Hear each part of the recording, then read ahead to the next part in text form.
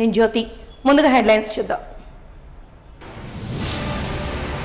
వెనుకబడిన వర్గాలు ప్రాంతాల అభివృద్ధి ధ్యేయంగా వైఎస్ఆర్సీపీ ప్రభుత్వం కృషి చేస్తోంది. కళింగ ఆత్మీయ సమావేశంలో వైసీపీ నాయకులు వైవి సుబ్బారెడ్డి, బొత్స ఝాన్సీ వెల్లడి.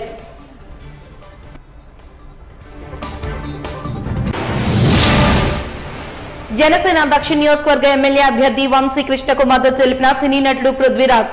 వైసీపీ పాలనలో రాష్ట్రం అన్ని రంగాల్లో కుదేలైందంటూ విమర్శ.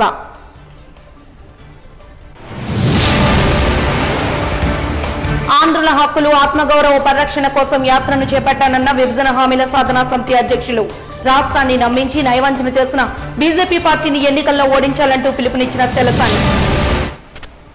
ఇక వివరాల్లోకి వెళ్తే వెనుకబడిన వర్గాల ప్రాంతాల అభివృద్ధి ధ్యేయంగా వైఎస్ఆర్సీపీ ప్రభుత్వం కృషి చేస్తోందని వైఎస్ఆర్సీపీ రాష్ట్ర మంత్రి Botsa Satyanarayana, YSRCP regional coordinator YV Subba Reddy స్పష్టం చేశారు. విశాఖ ఉత్తర నియోజకవర్గంలో జరిగిన కళింగ ఆత్మీయ సమ్మేళనంలో వారు ముఖ్య అతిథులుగా పాల్గొని మాట్లాడారు. ఈ సందర్భంగా రాజ్యసభ సభ్యులు వైవి సుబ్బారెడ్డి మాట్లాడుతూ వెనుకబడిన వర్గాల సంక్షేమమే ధ్యేయంగా పాలన సాగించామని తెలిపారు. కళింగ సామాజిక వర్గానికి 1 ఎంపీ, 3 ఎమ్మెల్యే పదవులతో పాటు విశాఖ విఎంఆర్డీఏ చైర్మన్ పదవిని కూడా ఇచ్చామని తెలిపారు.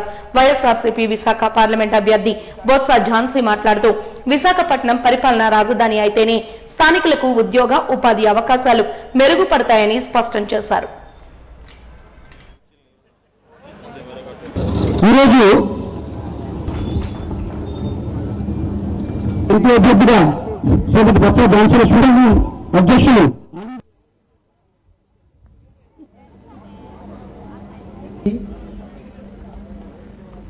స్వాగతం. గారికి స్వాగతం, సుస్వాగతం. ఈరోజు ఎక్కడికి వెళ్ళినా ముఖ్యంగా అందరికీ అందుబాటులో ఉండే వ్యక్తిగా, పిలిస్తే పలికే వ్యక్తిగా, రేపు జగనన్న ఆశీర్వాదంతో సార్వత్రిక ఎన్నికల్లోని శాసనసభ్యులుగా పోటీ చేస్తున్న కేకే రాజు గారు, మరి వారికి అలాగే జగనన్న ఆశీర్వాదంతో మీ ఆడపడుచుగా ఎంపీగా పోటీ చేస్తూ మేమిద్దరం కూడా మీ తాలూకా ఆశీర్వాద బలం ఇమ్మనమని జగనన్నని ఈవేళ మళ్ళీ ముఖ్యమంత్రిగా ప్రమాణ స్వీకారం చేసినందుకు మీరంతా ఆశీర్వాదం ఇవ్వాలని దానికి అఖండ మెజారిటీతో ఈరోజు కేకే రాజు గారిని సోదరుని గెలిపించాలని చెప్పేసి మొదటగా మీ అందరికి కూడా మనవి చేసుకుంటూ, ఎంతో రిజర్వేషన్ బీసీలో రిజర్వేషన్ ఇవ్వడం అంటేనే ఆ రోజు చాలా వడ్డేపల్లి రాజగోపాల్ గారు పేరు ప్రతిష్టలు చాలా ఫైట్ చేసి పెట్టించారన్నది వాస్తవం. ఆ రోజు లేకపోతే ఈ ప్రాంతం అంతా వెనుకబడి ఉన్న ప్రాంతంగానే ఉంచారు. దాంట్లోని కనీస రిజర్వేషన్ వల్ల వీళ్ళు కనీసం చదువుకోవడానికి ఉద్యోగ ఉపాధి అవకాశాలని ఈరోజు మెరుగుపరిచి దాన్ని విస్తరించి ఇంకొంతమందికి ఆదర్శంగా వాళ్ళు తీసుకెళ్ళడానికి ఒక అవకాశాన్ని ఈరోజు ఇవ్వటం కూడా జరిగింది.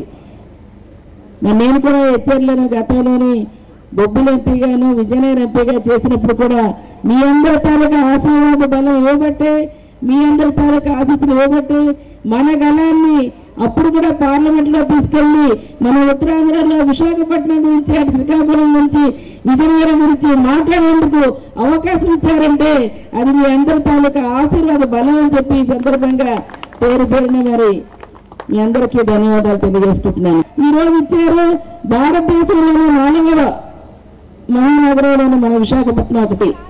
ముంబాకి ఇచ్చారంటే ఫైనాన్స్ రాజధాని. అలాగే మరేదైతే వారణాసికి ఇచ్చారంటే ఆధ్యాత్మిక రాజధానిగా వెళ్తుంది. అనకాపల్లి వైసీపీ అసెంబ్లీ అభ్యర్థి మలసాల భరత్ ప్రచారంలో దూసుకుపోతున్నారు.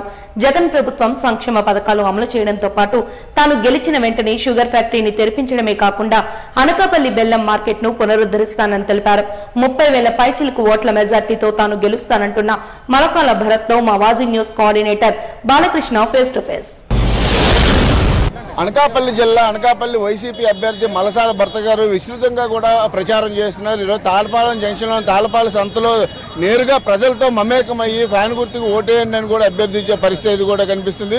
అయితే జగన్ ఎంతవరకు ఏవైతే 5 సంవత్సరాల్లో చేసిన పాలన అందించినటువంటి సంక్షేమ పథకాలు తనను భారీ మెజార్టీతో గెలిపిస్తాయని ధీమా వ్యక్తం చేస్తున్నారు. ప్రజల నుంచి ఎటువంటి స్పందన వస్తుంది ఆయన మాటలను వినే ప్రయత్నం చేద్దాం. సార్ భరత్ గారు చెప్పండి, ప్రధానంగా చూసుకున్నట్టయితే మొత్తం పేద ప్రజలు ఇప్పుడు మీరు సంతల్లో డైరెక్ట్గా ప్రజలతోటే మమేకమయ్యి ప్రజలనే డైరెక్ట్గా ఓట్లు అడుగుతున్నారు. ఎలా వస్తుంది వాళ్ళ నుంచి మద్దతు ఏ విధంగా ఉంది? ప్రజల నుంచి మంచి స్పందన వస్తుందండి. పేద ప్రజలు మధ్యతరగతి కుటుంబాలన్నిటికీ జగన్మోహన్ రెడ్డి గారు గత 5 సంవత్సరాల నుంచి చేసిన అభివృద్ధి కానీ సంక్షేమ పథకాలు కానీ వాళ్ళందరూ కూడా చాలా ఆనందంగా వాళ్ళ దగ్గరికి వెళ్ళగానే ఆత్మీయంగా ఫ్యాన్ గుర్తుకి మీరు చెప్పనవసరం లేదు, మేము తప్పకుండా ఫ్యాన్ గుర్తుకి ఓటు వేసి మా బంధువులతో అందరితో కూడా వేయిపిస్తామని చెప్పడం జరుగుతుంది. చాలా ఆనందంగా ఉంది, మంచి స్పందన వస్తుంది. తప్పకుండా రాబోయే ఎన్నికల్లో మంచి మెజార్టీతో వైఎస్ఆర్ కాంగ్రెస్ పార్టీ అభ్యర్థులుగా ఎక్కడ పోటీ చేసినా కానీ అందరూ గెలవబోతున్నారు. జగన్మోహన్ రెడ్డి గారు మళ్ళీ ముఖ్యమంత్రి కాబోతున్నారు. సార్ ప్రధానంగా చూసుకుంటే ఒక పక్క కూటమి అంటే 3 పార్టీలు జతకట్టి మూకుమ్మడిగా దాడి చేసే పరిస్థితి కూడా కనిపిస్తుంది. కూటమి అభ్యర్థుల్ని నమ్మే పరిస్థితిలో ప్రజలు ఉన్నారంటారా? ప్రజలు ఎవరూ నమ్మట్లేదు. అంతకుముందు కూడా చంద్రబాబు నాయుడు గారు ఇచ్చిన అబద్ధపు హామీలు ఏవైతే ఉన్నాయో ఒక 600 అబద్ధ హామీలు ఇచ్చి ఏ విధంగానైతే ప్రజలను మోసం చేశారో, ఒకసారి కాదు 2 సార్లు కాదు 3 సార్లు అవకాశం ఇచ్చినా కానీ మోసం చేశారు. జగన్మోహన్ రెడ్డి గారు ఒక్కసారి అవకాశం ఇస్తే చేసి చూపించారు. ఈ 5 సంవత్సరాల్లో జగన్మోహన్ రెడ్డి గారు ఇచ్చిన మాట ప్రకారం ప్రతి వాగ్దానాన్ని నెరవేర్చి మళ్ళీ రాబోతున్నారు. కాబట్టి ప్రజల ఆశీస్సులు జగన్మోహన్ రెడ్డి గారికి పుష్కలంగా తప్పకుండా ప్రజలందరూ ఫ్యాన్ గుర్తుకు ఓటు వేయడానికి సిద్ధంగా ఉన్నారు. సార్ అనకాపల్లిలో ప్రధానంగా చూసుకున్నట్టయితే ఇక్కడ బెల్లం రైతులు కానీ అదేవిధంగా చెరుకు రైతులు చాలా ఎక్కువ మంది ఉన్నారు. చాలా మేర వాళ్ళు గతంలో కూడా నష్టపోయిన పరిస్థితి అయితే ఉంది. అయితే మీరు వాళ్ళకి ఏమి హామీ ఇస్తున్నారు, ఏం చెప్పి ఓట్లు అడుగుతున్నారు? తప్పకుండా ప్రజలకి ఏ విధంగానైతే తుంపల షుగర్ ఫ్యాక్టరీ కానీ అనకాపల్లి బెల్లం మార్కెట్ కానీ దానికి రావాల్సిన దిగుమతి తగ్గిపోయిందో, ఎందుకంటే రైతులకి గిట్టుబాటు ధర కిట్టక లేదా అక్కడికి ఎవరు కూలీలు దొరక్క చెరుకు పండించడం తగ్గించారు.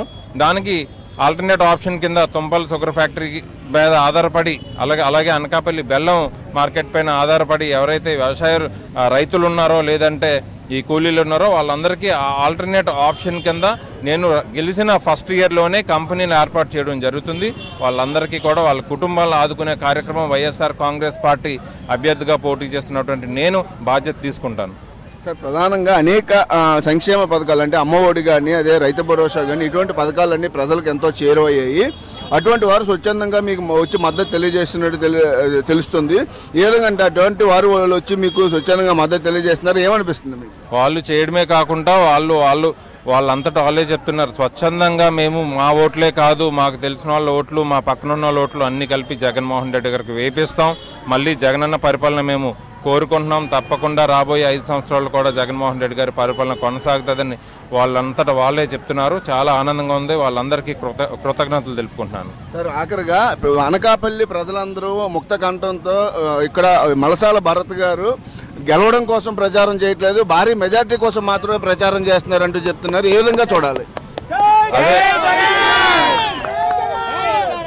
అదే ప్రజలు చెప్తున్నట్టుగాని అందరి ఆశీస్సులు వైఎస్ఆర్ కాంగ్రెస్ పార్టీ అభ్యర్థిగా పోటీ చేస్తున్నటువంటి నాకు పుష్కలంగా ఉన్నాయి. ఇప్పుడు మేమందరమే ట్రై చేసేది మెజార్టీ కోసమే.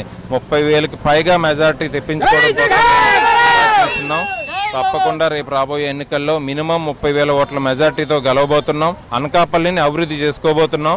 అనకాపల్లిలో ఏవైతే పెండింగ్ పనులు ఉండిపోయో గత 25-30 సంవత్సరాల నుంచి వాటన్నిటినీ మేము అభివృద్ధి చేసుకొని అనకాపల్లిని ఆంధ్రప్రదేశ్లో నెంబర్ 1గా తీర్చిదిద్దుకోవడానికి మా ప్రజలు మా నాయకులు మేమందరం కలిసి పనిచేస్తాం.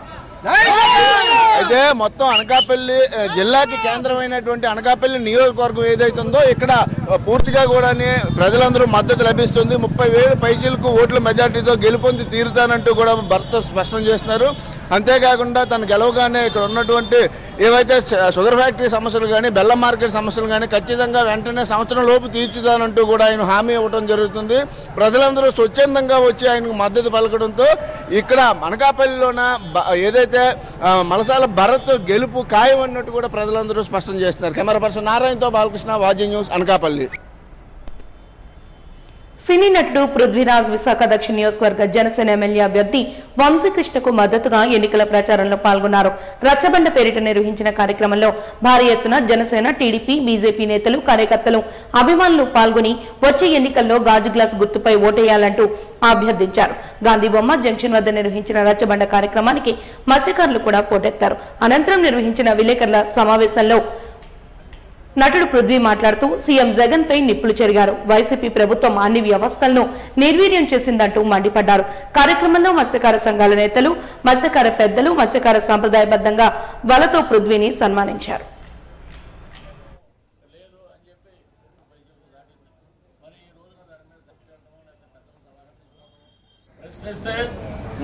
కేరింతలు కొడుతూ, డాన్సులు వేస్తూ, ఆరతలు పడుతూ ఎక్కడ వెళ్ళినా జనసేన అభ్యర్థులకి, కూటమి అభ్యర్థులకి అఖండమైన మెజార్టీనిచ్చి మే 13వ తారీఖున ఇంచుమించు వారి యొక్క అభిమానం చూస్తుంటే రాష్ట్రం మొత్తం ఇంచుమించు 70 to 80% ఓటింగ్ పోలేటట్టు సూచనలు కనబడుతున్నాయి.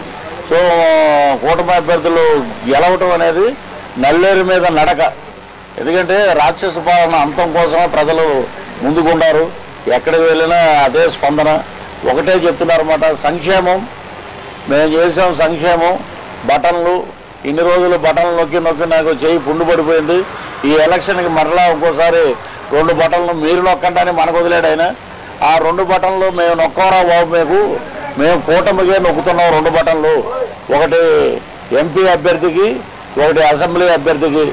అలాగే ఇక్కడ పరిణామం ఏంటంటే మా తెలుగుదేశం కానీ, బీజేపీ కానీ, ఇక్కడ జేఎస్పీ కానీ ఫస్ట్ టైం ఒక అద్భుతంగా 2014లో ఎలాగైతే మనం కలిసిమెలిసి పనిచేసామో అంతకన్నా ఎక్కువ రిజల్ట్ 2024లో మేము ఇస్తామని చెప్తున్నారు. దయచేసి నేను ప్రతి నియోజకవర్గంలో అందరితోటి మాట్లాడుతున్నాం. పేరు పేరున మా జనసేన పార్టీ తరఫున తెలుగుదేశం కానీ, బీజేపీ కానీ, ఇతరత్ర నాయకులు కానీ, ఉన్నటువంటి పెద్దలకు కానీ అందరికీ పాదాభివందనం చేస్తున్నాం. ఒక మంచి శుభకార్యం జరగాలంటే 10 మంది పెద్దల ఆశీర్వాదం ఉండాలి. కాబట్టి మనం అందరం కలిసికట్టుగా ముందుకెళ్దాం. వంశీకృష్ణ యాదవ్కి అఖండమైన మెజార్టీని ఇద్దాం. ఎక్కడ చూసినా ఎలా ఉందంటే మద్యం ఏరులే పారుతుంది. ఈ రాష్ట్రంలో మద్యపాన నిషేధం అనేది చేశాకే నేను 2వ టర్మ్ ఎలక్షన్కి వెళ్తానని చెప్పినటువంటి మహానుభావుడు ఎవరైనా ఉన్నారంటే జగన్మోహన్ రెడ్డి అని సందర్భంగా మీకు తెలియజేస్తున్నాం. 25 మంది ఎంపీలు నా చేతికి ఇస్తే మెడలు వంచి నేను స్పెషల్ స్టేటస్ తీసుకొస్తా అన్నాడు. స్పెషల్ స్టేటస్ తేలేదు, కానీ స్పెషల్ స్టేటస్ అనే మందు దుకాణాల్లో ఎక్కడ పడితే అక్కడ అమ్ముతున్నారు. మంత్రులు నోటి నిండా బూతులు, ఇంకేమీ రావు వాళ్ళకి. ఇదే ఆఖరి ఎలక్షను. ఇంట్లో కూర్చోవటం. సంక్షేమం వైపు మన కూటమి ప్రభుత్వం అద్భుతమైన మేనిఫెస్టో, అద్భుతంగా ఉన్నాయి. దాంట్లో ఉన్నటువంటి విధి విధానాలు కానీ వీళ్ళు చేసేవన్నీ దాచుకోవటం. అక్కడ ఏంటంటే వీళ్ళ ఆదాయం పెరిగింది, వీళ్ళకి అమ్మఒడి కట్టు, వీళ్ళకి సంక్షేమం లేదు అని చెప్పి అసలు మనం ఏమైనా అడవిలో బతుకుతున్నామా? ఇంతకుముందు ప్రభుత్వాలు కూడా సంక్షేమంగా పనిచేసినాయి. వైఎస్ఆర్ కాంగ్రెస్ పార్టీ పశ్చిమ నియోజకవర్గ కార్యాలయం నక్కవనిపల్లిలో ఏర్పాటు చేసిన సమావేశంలో 59వ వార్డుకు చెందిన తెలుగుదేశం, జనసేన నుండి పలువురు యువకులు వైఎస్ఆర్ కాంగ్రెస్ పార్టీలో చేరారు. వీరికి ఆనంద్ కుమార్ కండువా వేసి పార్టీలోకి ఆహ్వానించారు. అనంతరం నిర్వహించిన ఎన్నికల ప్రచారంలో సందర్భంగా ఆనంద్ కుమార్ మాట్లాడుతూ ముఖ్యమంత్రి వైఎస్ జగన్మోహన్ రెడ్డి చేపడుతున్న సంక్షేమం, అభివృద్ధికి ఆకర్షితులై నేడు పార్టీలో చేరిన వారందరికీ ప్రత్యేక ధన్యవాదాలు తెలిపారు. పార్టీ విజయానికి ప్రతి ఒక్కరూ సైనికుల్లా పనిచేసి ఎన్నికల్లో వైసీపీ విజయానికి కృషి చేయాలని పిలుపునిచ్చారు. ప్రతి ఒక్కరికి తగిన గుర్తింపు ఉంటుందని తెలిపారు. కార్యక్రమంలో ఎల్మంచిలి మున్సిపల్ చైర్మన్ పిల్లా రవికుమార్, జీవీఎంసీ కోఆప్షన్ సభ్యులు బెహరా భాస్కర్ రావు, విశాఖ జిల్లా యోజన విభాగ అధ్యక్షులు ఆళ్ల శివ గణేష్ తదితరులు పాల్గొన్నారు.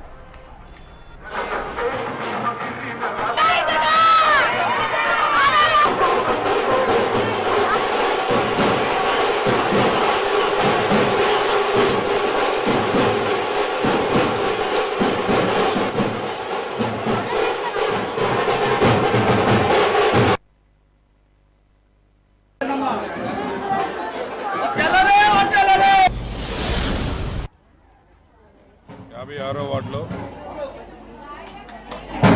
ఈరోజు రోడ్ షో చేయడం జరుగుతుంది.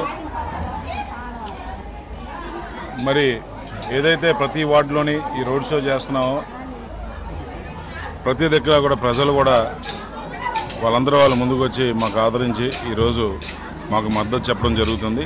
అలాగే ఇక్కడ కూడా మేము ఏదైతే రోడ్ షో చేస్తున్నామో ఇక్కడ స్థానికంగా ఉన్న ప్రజలందరూ కూడా మాతో పాటు తరలి వచ్చి మాకు మద్దతు చెప్తూ జగన్మోహన్ రెడ్డి గారు మళ్ళీ ముఖ్యమంత్రి రావాలి, ఆయన వచ్చిన తర్వాత మాకు అన్నీ కూడా మంచి రోజులు వచ్చాయి. ఈ 19 నుంచి ఎప్పటి వరకు రేపు రాబోయే 5 సంవత్సరాలు కూడా ఆయన ముఖ్యమంత్రి అయితే ఇంకా మాకు మెరుగైన పథకాలు కానీ లేకపోతే ఈరోజు మేనిఫెస్టో చూడండి ఎంత బ్రహ్మాండంగా మేనిఫెస్టో ఈరోజు ప్రతి ఒక్కరికి కూడా ఇంకా మెరుగ్గా ఈరోజు పెన్షన్ అవ్వనియండి 500 పెంచారు. అలాగే ఈరోజు అవుట్సోర్సింగ్ వాళ్ళు ముఖ్యంగా అవుట్సోర్సింగ్ వాళ్ళకి 1250 అయితే మటుకు ఏ పథకాలు వచ్చే కావు, అలాగే అది 25,000 చేశారు.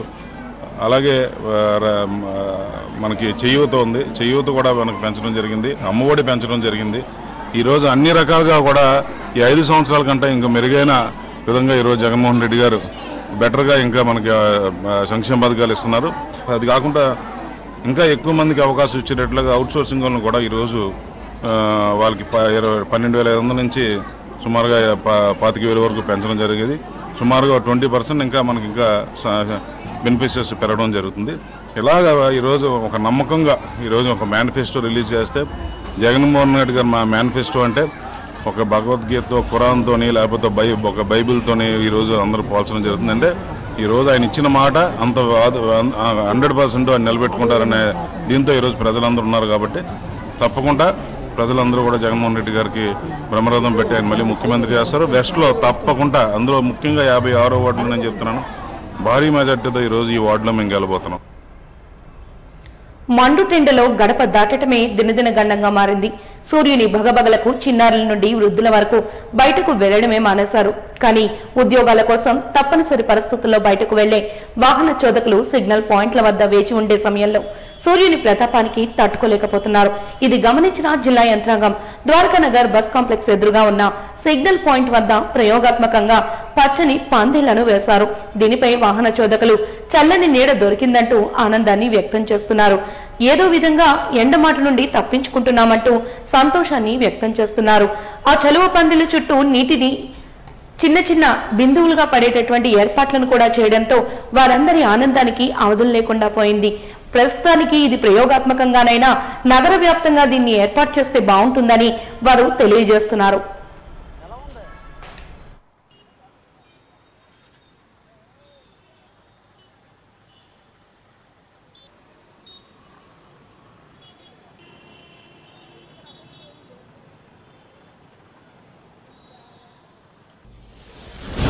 చాలా బాగుంది సార్, హ్యాపీ బాగుందండి.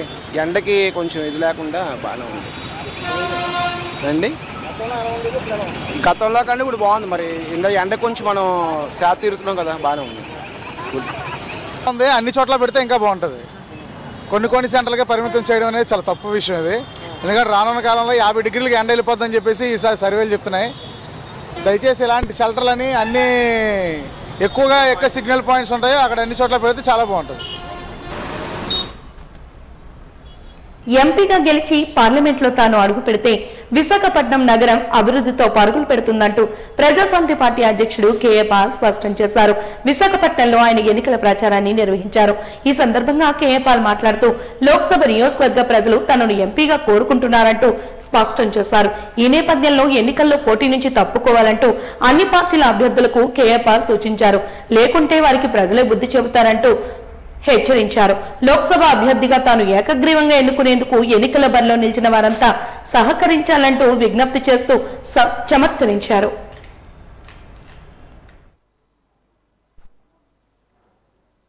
విశాఖపట్నం ఎంపీ అభ్యర్థులుగా 38 మంది నామినేషన్లు వేశారు. ఎలక్షన్ కమిషన్ పర్మిషన్ ఇస్తే ఎవరైతే ఇండిపెండెంట్ నామినేషన్ ఉపసంహరించుకుంటారో గాజువాక ఎమ్మెల్యేగా విశాఖపట్నం ఎంపీగా పర్మిషన్ ఇచ్చిన ఎలక్షన్ కోడ్ 7 రోజుల్లో చట్ట ప్రకారం వాళ్ళకి అభివృద్ధి కార్యక్రమాలకి వాళ్ళ వార్డుకి 1 కోటి రూపాయలు గిఫ్ట్ ఇస్తా.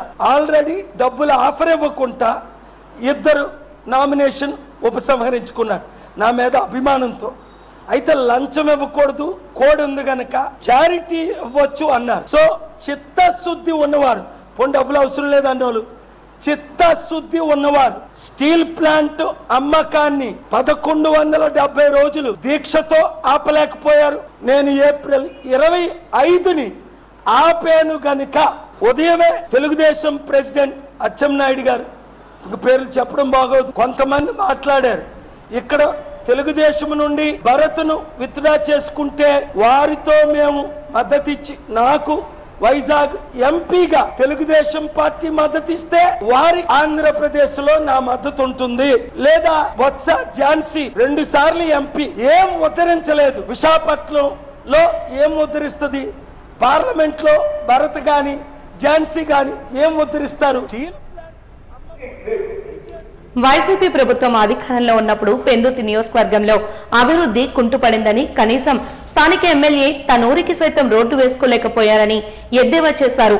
పంచగ్రామాల సమస్య తీర్చిన తర్వాతే ఓట్లు అడుగుతామంటూ అదీప్ రాజ్ ఇప్పుడు ఏ ముఖం పెట్టుకుని ఓట్లు అడగడానికి పంచగ్రామాలకు వెళ్తున్నారంటూ ఆగ్రహం వ్యక్తం చేశారు. తాడి గ్రామం తరలింపుకు గాలికి వదిలేశారంటూ, తాను గెలిచిన వెంటనే తాడి గ్రామ నిర్వాసితులకు తగిన న్యాయం చేస్తారంటూ కూటమి జనసేన పెందుర్తి అభ్యర్థి పంచకర్ల రమేష్ బాబుతో మవాజీ news coordinator Balakrishna face to face. Visakha Pendurthi నియోజకవర్గం నుంచి జనసేన ఉమ్మడి కూటమి అభ్యర్థిగా పంచకర్ల రమేష్ బాబు గారు అయితే ప్రచారంలో తను దూసుకుపోతున్నారు. ఏదైతే గతంలో ఇక్కడ ఎమ్మెల్యే చేసినటువంటి వైసీపీ ఎమ్మెల్యే చేసినటువంటి తప్పులను ఎత్తి చూపించడమే కాకుండా అటు తాడి గ్రామాన్ని తరలింపు, అదేవిధంగా పంచ గ్రామాల భూ సమస్య పైన కూడా పెద్ద ఎత్తున ఆయన లేవనెత్తడమే కాకుండా తాను గెలిచిన వెంటనే సంవత్సరంలో మొత్తం సమస్యలన్నీ పరిష్కరిస్తారంటూ కూడా ఆయన హామీ ఇస్తున్నారు. అయితే ప్రచారంలో ముందున్నారు. ప్రజల నుంచి ఎటువంటి మద్దతు లభిస్తుంది? గతంలో జరిగిన పొరపాట్లు ఏవైతే పెందుర్తి ఎమ్మెల్యే అదీప్ రాజ్ చేశారో వాటిని ఏ విధంగా అధిగమిస్తారు? ఆయన మాటలో వినే ప్రయత్నం చేద్దాం. సార్ చెప్పండి, పెందుర్తి నియోజకవర్గం అభివృద్ధి పరంలో బాగా వెనుకబడిపోయింది. అయితే గత వైసీపీ ప్రభుత్వంలో మీరు రేపు పొద్దున్న గెలిచిన తర్వాత ఏం చేయాలనుకుంటున్నారు? గతంలో తప్పులన్నీ పునరావృతం కాకుండా ఎటువంటి మార్పు తీసుకోవాలని అనుకుంటారు? అన్ని ప్రాంతాల్లో కూడా అభివృద్ధి అనేది అసలు ఏమాత్రం 1% కూడా వీళ్ళు చేయకుండా టైంపాస్ చేశారండి. వీళ్ళ ఆస్తులు పెంచుకోవటం, మండలానికి ఒక ఇన్ఛార్జిని పెట్టుకుని మావలు, చిన్నమావలు, పెదమావలు, అలాగే మండలానికి ఒక పిఏ అని కానీ అన్నలని కానీ పెట్టుకుని దోపిడీ చేశారు తప్ప అభివృద్ధి ఏమీ చేయలేదు. ఈ ప్రాంతానికి వచ్చేసరికి పంచగ్రామాల సమస్య మేజర్ సమస్య. పంచగ్రామాల సమస్య సాల్వ్ చేయకపోతే ఓటు అడగటానికి రానన్న అదీప్ రాజు ఇప్పుడు అసలు అది మర్చిపోయినట్టు, అది అన్నట్టుగా తిరిగేస్తా ఉన్నాడు. జగన్మోహన్ రెడ్డి అయితే ఈ రాష్ట్రంలో గెలిపించండి, లిక్కర్ నిషేధం చేస్తానన్నాడు, మద్యపానం. ఆయన అది మర్చిపోయినట్టు ఓటు అడగడానికి తిరిగేస్తా ఉన్నాడు. ఆయనకి మెయిన్ సంపద, మెయిన్ వనరులు ఇప్పుడు మద్యమే ఆయనకి. మరి వీళ్ళందరూ కూడా ప్రజలను ఎంత ఘోరంగా మోసం చేస్తున్నారో ప్రజలు ఒకసారి ఆలోచన చేయాలి. అలాగే ఈ పంచగ్రామాల సమస్య 6 నెలలు పరిష్కరించకపోయినా చిత్తశుద్ధితో ప్రయత్నం కూడా చేయని వ్యక్తి ఈ అదీప్ రాజు. అభివృద్ధి ఎంతో చేశానని చెప్పుకుంటున్నాడు. మేమైతే ఆయన సొంత గ్రామం రాంపురం వెళ్ళినా కూడా అక్కడ కూడా రోడ్డు వేసుకోలేకపోయిన దౌర్భాగ్యమైన పరిస్థితి మేము చూస్తూ ఉన్నాం. ఏమీ చేయలేదండి. 5 సంవత్సరాలు కూడా నటించారు. వాళ్ళు పెరగడానికి వాడుకున్నారు. తాడి గ్రామం తరలింపు కానీ, నిరుద్యోగులకు ఉద్యోగాలు ఉపాధి ఇప్పించే స్థానిక యువతకే 70% ఇక్కడున్న కంపెనీల్లో ఉద్యోగాలు ఇప్పిస్తానన్న జగన్మోహన్ రెడ్డి 1% కూడా ఇప్పించలేదు. ఎన్టీపీసీలో నేను పర్మనెంట్ ఉద్యోగాలు ఇప్పించా, ఇప్పుడు వరకు మళ్ళీ పర్మనెంట్ ఉద్యోగాలు జోలికి పోలేదు. అప్పుడు నేను ఫస్ట్ ఫేజ్ ఇప్పించిన తర్వాత సెకండ్ ఫేజ్, థర్డ్ ఫేజ్, 3 ఫేజులు జరగలేదు. ఏ విధంగా కూడా డెవలప్మెంట్ జరగలేదు. ఉద్యోగ ఉపాధి అవకాశాలు లేదు. మంచి మెరుగైన నాణ్యమైన ఇండస్ట్రీస్ అన్నీ కూడా ఇక్కడి నుంచి తరలిపోయాయి. వ్యాపారస్తులు వెళ్ళిపోతూ ఉన్నారు, కాంట్రాక్టర్లు వెళ్ళిపోతూ ఉన్నారు. రైల్వే జోను దౌర్భాగ్యం ఏంటంటే 50 ఎకరాలు ఇస్తే ఇల్లు రైల్వే జోన్ వచ్చేది, అది కూడా ఇవ్వలేని ముఖ్యమంత్రి. 3 రాష్ట్రధానులని 3 ఇటుకలు కూడా వేయలేదు. ఈయన పరిపాలనా రాజధాని అన్నాడు. విశాఖపట్నానికి ఆయన చేసింది ఏమీ లేదు. ఆయన ఉండటానికి మాత్రం 500 కోట్లతో ఇల్లు కట్టుకున్నాడు. ఈ స్టీల్ ప్లాంట్ ప్రైవేటీకరణ అన్నా మాట్లాడు, రైల్వే జోన్ అన్నా మాట్లాడు, రాష్ట్రానికి రావాల్సిన వనరుల మీద మాట్లాడు, పోలవరం లేదు, రాజధాని లేదు. ఏది మాట్లాడినా కేంద్ర ప్రభుత్వం మీద ఒక తిరగబడితే ఎక్కడ మళ్ళీ జైల్లోకి వెళ్లాల్సి వస్తుందో అని చెప్పి నక్కి బతుకుతున్న ముఖ్యమంత్రితో మనం ఏమీ చేయించుకోలేమని చెప్పి ప్రజలకు అర్థమైంది. రాబోయేది మా ఎన్డీఏ ప్రభుత్వం. మోడీ గారు అక్కడ ప్రధానమంత్రి అవుతారు, ఇక్కడ చంద్రబాబు నాయుడు గారు ముఖ్యమంత్రి అవుతారు. పవన్ కళ్యాణ్ గారు రాష్ట్రంలో, కేంద్రంలో ఒక ముఖ్య భూమిక పోషిస్తూ ఈ ముగ్గురు నాయకత్వంలో ఈ రాష్ట్రం డెవలప్ అవుతుంది.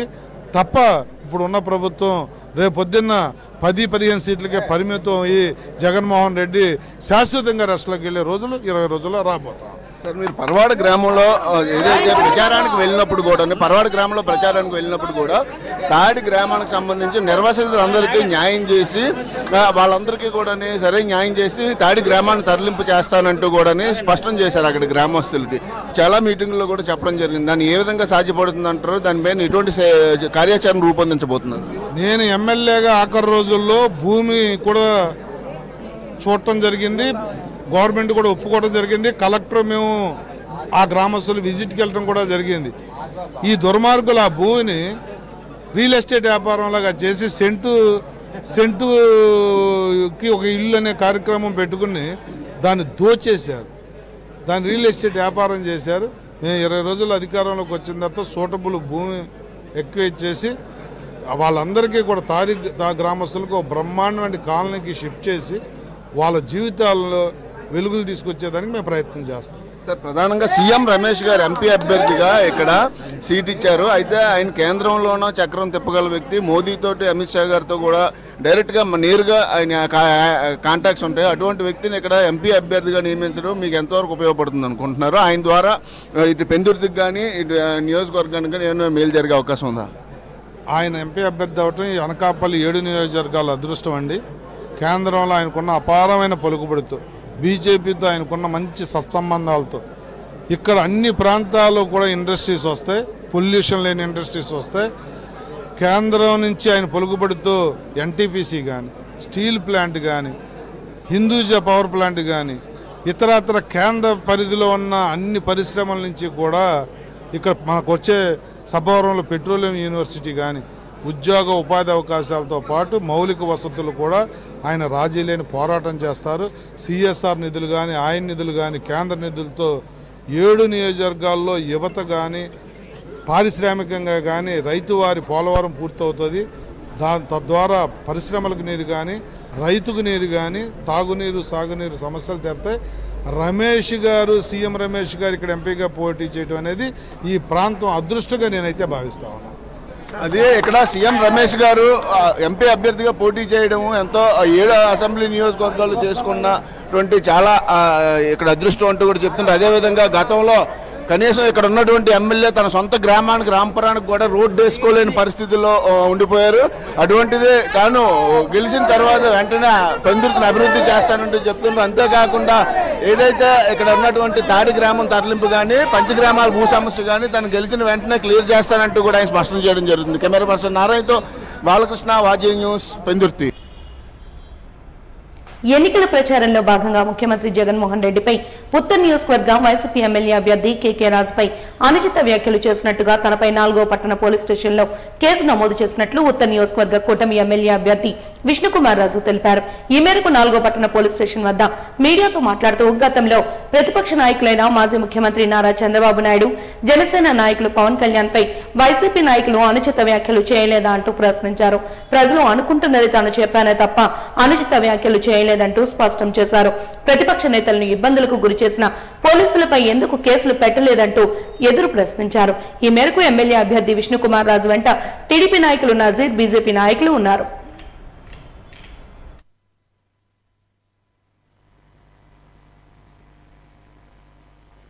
పోలీస్ స్టేషన్కి రావటం జరిగింది.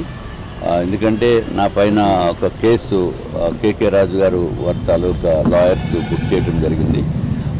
నేను ఏదో ఆయన్ని రౌడీ రాజు అన్నట్టుగా, అట్లాగే దుర్మార్గపు ముఖ్యమంత్రి అని భావన వచ్చిన విధంగా నేను ఒక ర్యాలీలో మాట్లాడినట్టుగా వాళ్ళు కేసు బుక్ చేశారు. వాస్తవానికి ఏంటంటే ప్రజలు ఏది అనుకుంటున్నారో అదే చెప్తున్నాను. నేనేమి కొత్తగా సృష్టించిన పదాలు ఏమి కాదు. అది చంద్రబాబు నాయుడు గారు విశాఖపట్నం ఎయిర్పోర్ట్కి వచ్చినప్పుడు కోడిగుడ్లు విసిరి, టమోటాలు విసిరి, వాటర్ బాటిల్స్ విసిరి అరాచకం సృష్టించింది ఎవరు? అందరికీ తెలుసు, కేకే రాజు గారు. అట్లాగే అంత అరాచకం సృష్టించి మళ్ళీ ఎంత అనుభవం ఉన్న 14 సంవత్సరాలు ముఖ్యమంత్రిగా పనిచేసిన ఆయనకే మళ్ళీ విశాఖపట్నం ఎయిర్పోర్ట్ నుంచి 5 గంటలు నేను కాపులాగా నుంచోబెట్టి బయట, అట్లాగే 100 మంది పోలీసులు ఉన్నారే, మరి పోలీసులు ఎందుకు కేసు పెట్టలేదు వారిపైన, కేకే రాజు పైన? ఎస్పీజీ ప్రొటెక్షన్ ఉంది. ఎస్పీజీ ప్రొటెక్షన్ ఉన్న వ్యక్తిని కూడా ఆఫ్ చేసి విశాఖకి రాకుండా చేసిన ఘనత ఈ కేకే రాజు. దాన్ని రౌడీజం అనరా, లేకపోతే దుర్మార్గం అని అనరా? అబ్బో చాలా మంచిగా చేశారని చెప్పి ఎవరన్నా అంటారా? అసలు ఇటువంటి వికృత సంస్కృతి విశాఖపట్నంలో ఎప్పుడు లేదు. వైఎస్ఆర్సీపీలో కూడా ఎంతోమంది మంచి నాయకులు ఉన్నారు, ఎప్పుడు కూడా ఇటువంటి పనులు చేయలేదు, ఇంత దారుణమైన పని. సో చేసింది ఎవరు? కేకే రాజు. నా పైన కంటెస్ట్ చేస్తున్న వ్యక్తి కేకే రాజు గారు. సో అదొక్కటే కాకుండా పవన్ కళ్యాణ్ గారు విశాఖపట్నంలో జనవాణి అనే కార్యక్రమం పెడితే ఆ జనవాణి కార్యక్రమాన్ని కూడా అడ్డుకుని ఆఖరికి ఆ ప్రోగ్రామ్ని క్యాన్సిల్ చేసినట్టుగా చేయవలసిన పరిస్థితి వచ్చిందంటే మరి పవన్ కళ్యాణ్ గారికి కూడా ఇబ్బంది పెట్టారు. అట్లాగే చంద్రబాబు నాయుడు గారిని అన్యాయంగా అక్రమంగా అరెస్ట్ చేసినప్పుడు భారతదేశంలో ఉన్న ప్రతి తెలుగువారు కూడా బాధపడ్డారు. మహిళలు అయితే భోజనం కూడా చేయలేదు. అయ్యో పాపం ఇంత అన్యాయం చేస్తున్నారు ఈ ప్రభుత్వం అని చెప్పి. అటువంటి సందర్భంలో ఈయన టపాసులు పేల్చి స్వీట్లు పంచి పండగ వాతావరణం చేసుకున్నది కేకే రాజు. అంటే రాష్ట్ర ప్రయోజనాలను కాపాడే నాయకులకు, పార్టీలకు ఓటు వేయాలంటూ ప్రత్యేక హోదా విభజన హామీల సమితి సాధనా సమితి అధ్యక్షులు చలసాని శ్రీనివాస్ యాదవ్ పిలుపునిచ్చారు. ఈ మేరకు డాబా గార్డెన్స్ ప్రెస్ క్లబ్ లో ఏర్పాటు చేసిన విలేకరుల సమావేశంలో ఆయన మాట్లాడుతూ రాష్ట్ర ప్రయోజనాలను కాపాడే నీతి నిజాయితీ ఉన్న రాజకీయ పార్టీలకే ఓటు వేయాలంటూ పిలుపునిచ్చారు. రాష్ట్ర ప్రయోజనాలు, ప్రత్యేక హోదా, రాష్ట్ర విభజన హామీల అమలుకు కృషి చేసే నాయకులను మాత్రమే గెలిపించాలని తెలిపారు. ఈ మేరకు రాష్ట్ర విభజన కాలంలో బీజేపీ పార్టీ ఆంధ్ర రాష్ట్రానికి మేలు కూర్చే విధంగా ప్రత్యేక హోదా, రాష్ట్ర విభజన హామీలు ఖచ్చితంగా అమలు చేస్తామంటూ వాగ్దానాలు పలికి 2014 ఎన్నికల్లో అధికారంలోకి వచ్చిన తర్వాత బీజేపీ మోడీ ప్రభుత్వం ఆ హామీలను తుంగలో తొక్కిందంటూ విమర్శలు చేశారు. ఏం చేశారని కొంతమంది ఉద్యమాలు కాకుండా ఏం చేశారని కొంతమంది సన్నాసులు అడుగుతున్నారు. హుదూద్ తుఫాన్ వచ్చినప్పుడు ఎందుకు చెప్తానంటే ఇట్లా అంతకుముందు దశాబ్దాల నుంచి సర్వీస్ చేస్తున్నా, ఇవ్వండి ఇవన్నీ ఒక నాయకుడు కాకుండా నేను, నాయుడు గారు, మిగతా అందరం వెళ్ళి గిరిజన ప్రాంతాల్లో, మిగతా ప్రాంతాల్లో ఆగకుండా గత దశాబ్దాలుగా సేవ చేస్తున్నాం. కోవిడ్ వచ్చినప్పుడు సుధాకర్ గారి గురించి అందరూ టీవీలో చేరి బాగా మాట్లాడారు. N95 మాస్కులు డాక్టర్లకి, నర్సులు లేదని బాధపడుతున్నారు. మేము, నాయుడు గారు, అలాగే ఇంటలెక్చువల్ ఫోరం అంతా కలిపి రాష్ట్ర వ్యాప్తంగా ఈ రాష్ట్రంలో అత్యధికంగా N95 తత్సమాన మాస్కులు కానీ, శానిటైజర్స్ కానీ లేదా కిట్లు కానీ పంచింది రాష్ట్రం మీద మొక్కడమే అంతమంది. ఆ సుధాకర్ గారు లాంటి వాళ్ళకి N95 అందిద్దామని మేము ప్రయత్నించాం. డాక్టర్లకి, నర్సులకి ఏ రోజు కాడి పడేయలేదు. నీతి నిజాయితీ నిబద్ధత ఉన్న అభ్యర్థులు ఏ పార్టీ అయినా సరే వాళ్ళకు ఓటేయండి. ఎందుకు ఓటేయరు? గెలవరానా? అంటే డబ్బు, కుల, మత విద్వేషాలు పెంచేవాడిని గెలిపించాలా? రిటైర్డ్ అయిన జర్నలిస్టో, రిటైర్డ్ అయిన లేదా పనిచేసే ఉపాధ్యాయులు వాళ్ళని పొడితే గెలిపించరా? వారసత్వ రాజకీయ నాయకులకి ఇదేమన్నా ఇది ప్లే గ్రౌండ్ అయిపోయిందా రాష్ట్రంలో? కులతత్వ రాజకీయ నాయకులకండి. ఈ రాష్ట్రంలో ముఖ్య రాజకీయ పార్టీలు తెలుగు జాతి ఆత్మగౌరవాన్ని తీసుకెళ్లి ఢిల్లీలో తాకట్టు పెట్టారు. గుజరాతీ పాఠశాల దగ్గర పెట్టలేదా? ఈ జగన్మోహన్ రెడ్డి గారు వాళ్ళు బయటకు వచ్చి ఎన్ని కథలో చెప్తున్నారు. 2019 తర్వాత బేభత్సమైన భయంకరమైన ఉధృతంగా ఉద్యమం చేశాం. ఢిల్లీని నడుతున్నాను. మొన్న 8వ తారీఖున, క్రితం నెల 8వ తారీఖున విశాఖపట్నం ఉక్కు కర్మాగారం కార్మికులు మేము 100,000 మంది ఢిల్లీలో ధర్నా చేస్తే కాంగ్రెస్ పార్టీలో షర్మిల గారు 10 మంది తీసుకెళ్లిన ధర్నాలో 100 వంతుగా 1000 వంతు కూడా కార్మికుల ధర్నాలు మాయి చూపించలేదంటే హ్యాట్సప్. దయచేసి పెద్దలారా, 2014 నుంచి 2018 వరకు దాదాపు 4 సంవత్సరాలు పైబడి ఈ చంద్రబాబు నాయుడు గారు నడుము వంగిపోయింది. లడ్డూలు మోసి మోసి మోసి మోసి కేంద్రంలో గుజరాతీ పాఠశాలకి మోసి వంగిపోయి వినయంగా విధేయంగా దండం పెట్టుకుంటే తిరిగారండి. ఆయన ఏమిచ్చారు? ఆ మట్టి మహాన్ కొట్టారు. ఆ కలుషితమైన ఆ నీళ్లు తాగితే చాలా డేంజర్ అంట. ఏమన్నా తీసుకోలే పెడతాం, మహాన్ కొట్టేది వెళ్ళిపోయారు. వాజీ న్యూస్ ముగించే ముందు హెడ్లైన్స్ మరొకసారి చూద్దాం. వెనుకబడిన వర్గాలు, ప్రాంతాల అభివృద్ధి ధ్యేయంగా వైఎస్ఆర్సీపీ ప్రభుత్వం కృషి చేస్తోంది. కళింగ ఆత్మీయ సమావేశంలో వైసీపీ నాయకులు వైవి సుబ్బారెడ్డి, బొత్స ఝాన్సీ వెల్లడి.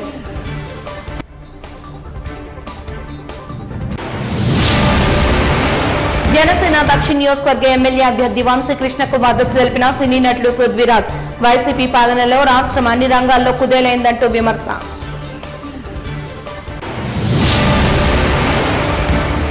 ఆంధ్రుల హక్కులు ఆత్మగౌరవ పరిరక్షణ కోసం యాత్రను చేపట్టానన్న విభజన హామీల సాధనా సమితి అధ్యక్షులు రాష్ట్రాన్ని నమ్మించి నయవంచన చేసిన బీజేపీ పార్టీని ఎన్నికల్లో ఓడించాలంటూ పిలుపునిచ్చిన తలసాని.